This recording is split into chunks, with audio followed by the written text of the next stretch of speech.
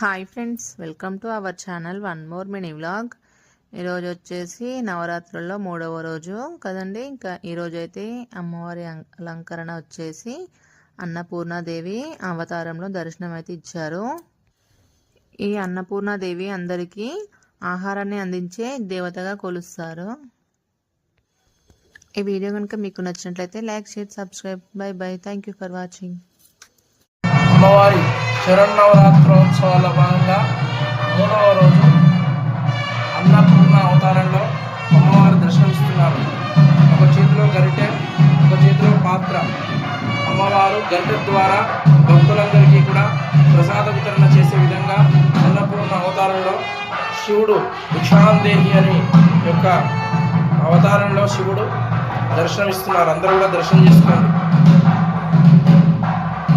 ఓం నమః శివాయ. అన్నపూర్ణాయై నమః.